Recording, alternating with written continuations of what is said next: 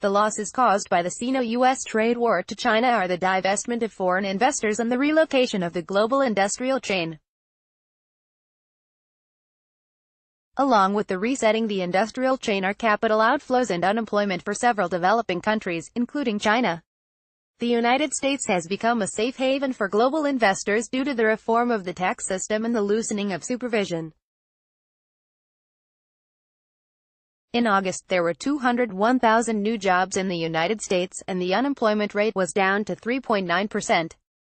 However, China's serious unemployment problem has become worse due to the massive withdrawal of foreign capital. Unemployment statistics with Chinese characteristics. The Chinese regime has been expanding its censorship. In recent months, even negative news concerning the trade war, unemployment, loss of foreign exchange reserves, stock market and the real estate market have become sensitive topics subject to censorship. Despite this, there are still various methods available for measuring the severity of China's unemployment. In mid-August, the National Bureau of Statistics (NBS) announced that the unemployment rate in urban areas nationwide was 5.1% in July, rising 0.3% from the previous month. Scholars analyzing the Chinese economy never trust this kind of data. It might be called statistics with Chinese characteristics. Starting this April, the authorities changed the method of measuring unemployment from using a reported urban unemployment rate to a surveyed unemployment rate.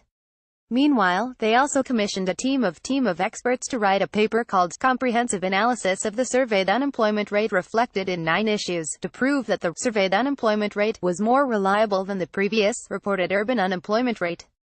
However, all experts know that unemployment rate surveys with Chinese characteristics do not reflect reality either. The data provided by the government only accounts for urban unemployment, and ignores the hundreds of millions of working-age rural unemployed. In 2017, the Media Federation of Journalists, also known as the Youth Media Association, conducted a survey on the actual unemployment rate and published its findings in an article titled China's Unemployment Rate: The Hidden Truth. Key points from the article may be reiterated as follows. The total Chinese population in 2016 was 1.383 billion, including 907.47 million people between the ages 16 and 59. Deducting 68.6 million students enrolled in high schools, universities, and vocational school leaves a working-age population of 838.87 million, accounting for 60.7% of the total population. According to statistics, the total number of employed was 774.63 million. However, the study brought up critical issue: Chinese peasants do not retire and are included in the employed category for life. Elderly peasants, defined as those over the age of 60, numbered 129.28 million, a number that must be subtracted from the total employment figure. As a result, the real number of employed, working-age Chinese was 646.75 million, a difference of 192.12 million compared with the total number of working-age Chinese not enrolled in education or training. By this metric, the real Chinese unemployment rate is 22.9%. Demographic statistics from this year paint a mirror image of the 2016 situation. The real rate of unemployment is still over 22%, even without factoring the effects of the Sino-U.S. trade war that began this March. At present, there are 3 factors exacerbating China's unemployment crisis. Dual impact of the trade war: withdrawal of foreign capital and surge in unemployment. The withdrawal of foreign capital from China that began this year has become irreversible. Although the Chinese authority maintains stubborn resistance to this shift, the Ministry of Commerce acknowledged at a regular press conference held on Sept.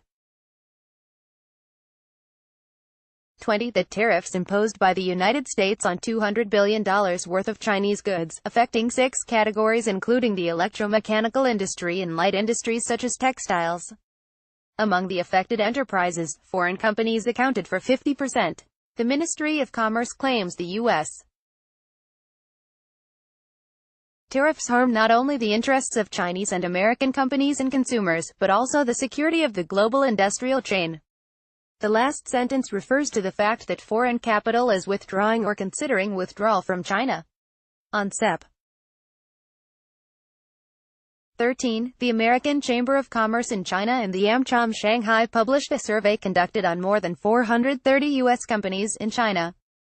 35% of the companies surveyed have transferred production from China to other countries such as those in Southeast Asia, or are considering doing so. According to statistics from Japan's Kyodo News, 60% of Japanese companies have been transferred or are in the process of transferring from China to other countries, while the remaining 40% are deliberating on how to withdraw funding. As for Taiwan-funded enterprises, the Japanese financial newspaper Nikkei reported on Sept. 16 that Taiwanese factories manufacturing shoes for Nike, Adidas, Under Armour and other brands have moved their production lines to Southeast Asia and India. In order to avoid the tariffs about implemented by Washington, even Chinese-funded enterprises and manufacturers are moving. Many Chinese factories are transferring their assembly lines abroad. The Hong Kong-based Kerry Logistics Network Limited, Asia's largest shipping and logistics company, is currently moving its production lines for customers in different countries from China to Malaysia, Vietnam, Myanmar and even Laos. What kind of impact does the withdrawal of foreign capital have on Chinese employment? A widely quoted figure is that according to official estimates, the total number of people directly employed with all foreign invested enterprises is more than 45 million people. In addition, there are countless suppliers and upstream and downstream enterprises that rely on foreign capital to survive, involving hundreds of millions of people. According to Bloomberg News, on Sept. 11, China's chief economist Zhu Haiban of J.P. Morgan Chase stressed in his research report the profound impact of tariffs on China. If the United States imposes a 25% tariff on $200 billion worth goods exported from China, and China does not retaliate, it may leave 3 million people unemployed. If China uses the following methods to retaliate, including imposing counter-tariffs on U.S. goods and depreciating the yuan by 5%, then 5.5 million people will lose their jobs, and the GDP will decrease by 1.3%. Chinese workers gather around potential employers at a local job center on September 18, 2015 in Yiwu, Zhejiang Province, China. Kevin Freyer, Getty Images. China's AI policy leads to structural unemployment. Like many developed countries, the Chinese labor force faces increasing competition with robotic production. A September report published by China Development Research Foundation and Sequoia Capital China, a venture capital firm, shows that several companies in export manufacturing industries in Zhejiang, Jiangsu and Guangdong provinces have reduced their labor pool by 30 to 40% over the past 3 years. In the past decade, Hangzhou Wahaha Group, a Chinese beverage company, has reduced the number of workers in its assembly line from around 200 or 300 to just a handful of personnel. Robots competing for jobs once done by humans occurs in many countries, making unemployment an unavoidable trend in many cases. Some governments are considering various kinds of robot taxes to make up for the loss of human taxpayers. Xavier Oberson, a professor and tax lawyer at the University of Geneva in Switzerland, advocates taxing robots proportional to their productivity, especially considering that a robot can generally replace more than one person. He recommended that funds accumulated through these taxes be used for Social Security funding and training for the unemployed. South Korean and French politicians have also put forward similar proposals, hoping to use increased taxes to increase unemployment welfare. The Chinese authorities are aware of the increase in unemployment brought by AI, but apparently have not considered specific countermeasures. Increasing Social Security taxes leads to increased unemployment. On August 27, the State Administration of Taxation issued a tax reform to be implemented on January 1 next year. The new policy introduces two major changes. First, it will be impossible for enterprises to conceal the actual number of employees and avoid paying Social Security taxes. According to the China Corporate Social Security White Paper 2018, released by the Independent Social Security Agency 51 Shabao in late August, 73% of Chinese companies were not in compliance with state regulations, i.e., they were not paying the Social Security fees as demanded of the actual wages. After the new policy is implemented, the possibility of companies escaping Social Security taxes will be greatly reduced. The tax reform will increase the corporate tax rate from 31%, 13th highest in the world, to the second highest in the world at 44%. The implementation of the new Social Security tax policy increases the burden on enterprises will increase. Many media have published articles discussing this issue.